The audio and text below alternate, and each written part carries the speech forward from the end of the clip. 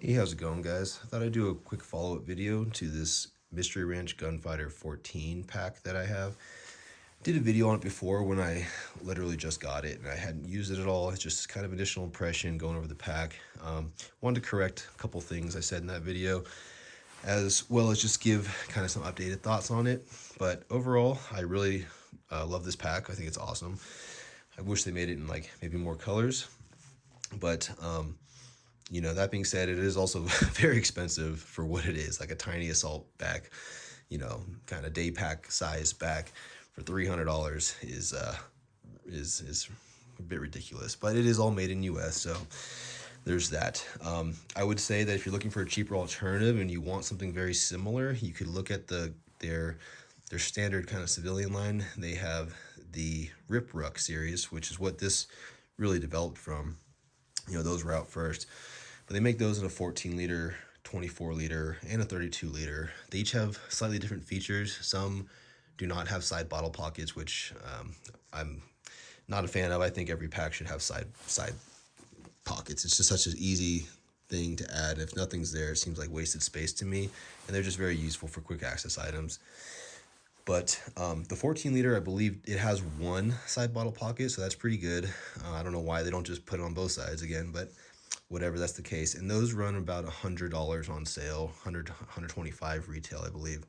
And they do come in more kind of just neutral colors, like they've got a cool kind of Ranger green, and then I think like another kind of OD green, I think, and then a few other colors, I'm not sure. But it's the same kind of design principle with the Rip Ruck, with the Rip flap on the top, which is kind of the key feature of this pack, in my opinion. It is really handy, and I do love that feature. I think on those ones, instead of using a buckle, it has a magnetic closure, which is kind of cool. So you literally can just throw the thing closed, and it's gonna self close.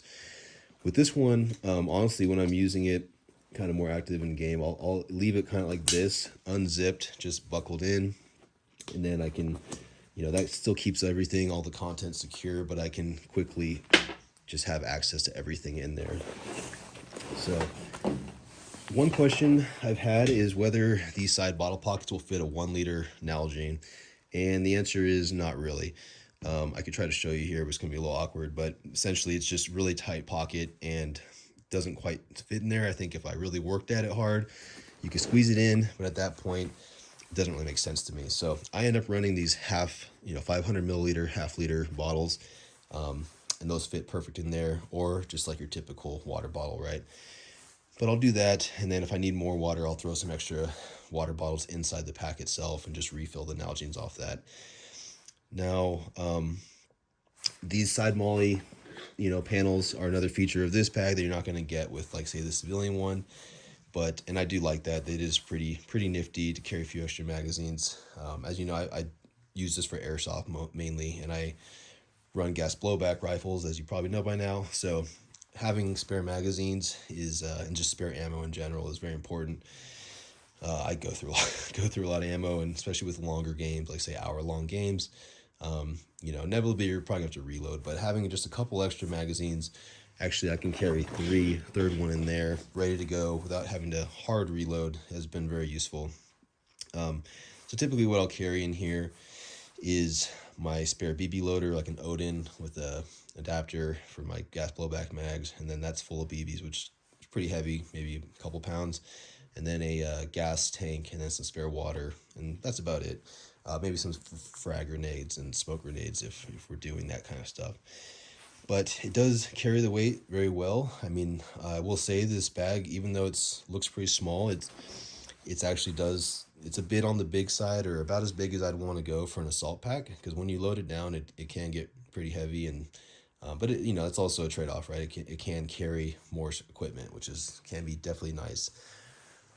It feels more like a 20-liter bag than a 14-liter bag, just in my experience of how 20-liter bags feel. And that could be because I've added, you're able to kind of up the capacity with the molly and things like that. But I don't have the standard Gunfighter 14 or the standard Rip Ruck 14. I actually want to get that one too.